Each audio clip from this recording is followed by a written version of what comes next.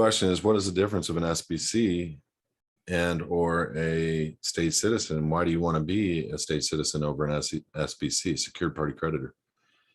Number one, SBC is something that men have used the Uniform Commercial Code to come into and create a series of documents to eradicate themselves from being a debtor and to become a creditor. And they, by controlling the BC using a UCC1, making themselves the main creditor, and then doing assignment of reversionary interest on a UCC, blah, blah, blah, blah. Anyway, I'm like, because I've done it all, I've thought about it, and I'm like, well, who is, and where does it say this? Anywhere in public law or anywhere in contract law or anywhere in the Declaration of Independence? And the fact remains, it doesn't. It just doesn't. And so what is an SBC? It's the secured party. In what relation? It's to, in relation to the BC. Is there value there? It could be. I've never seen any value there. I've never seen anybody going to court. I'm an SBC. And the judge says, oh, I'm so sorry. Case dismissed. I've never seen that. I've never seen a cop get, pull somebody else and they pull out, here's my SBC identification. I've never seen that work. Never seen anything like that. I don't see any instance where it works to be free. And so my heart is, I'm for anybody who's trying to free themselves, but what is a state citizen? That's the beneficial interest for anything that the United States of America owns.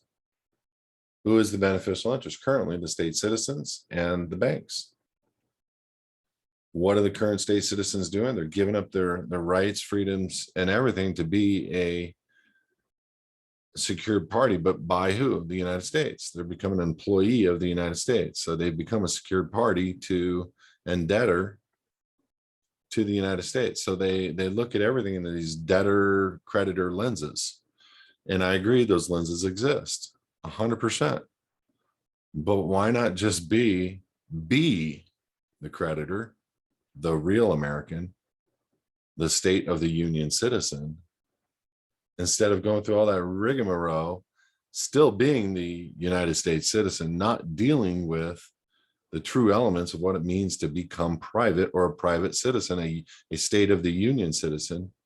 Why are you trying to do all this paperwork to prove that you're the primary creditor over the BC, and where's that going to work for you at? So that you can discharge debt?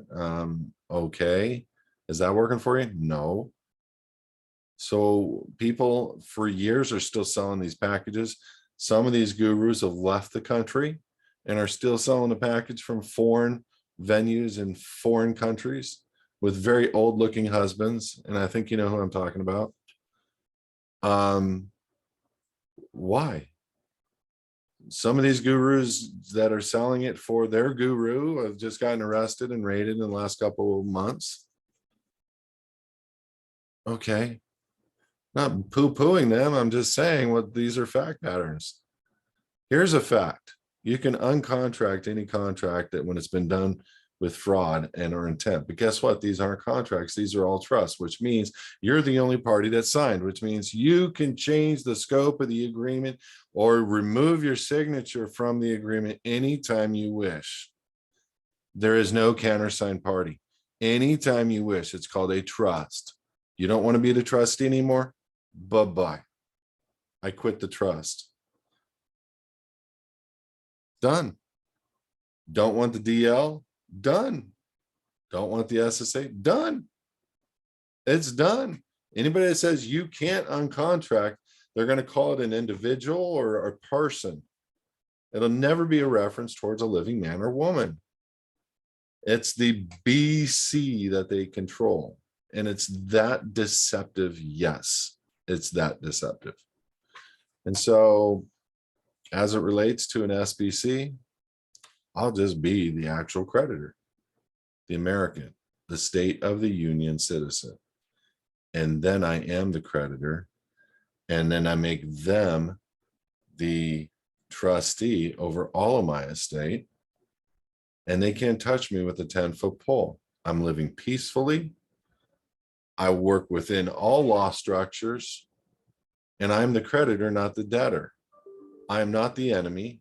I can't be charged with a quote unquote statute, code, or ordinance. Now, if I rape somebody or I murder somebody, that's totally different. That's harming a man or a woman or a person.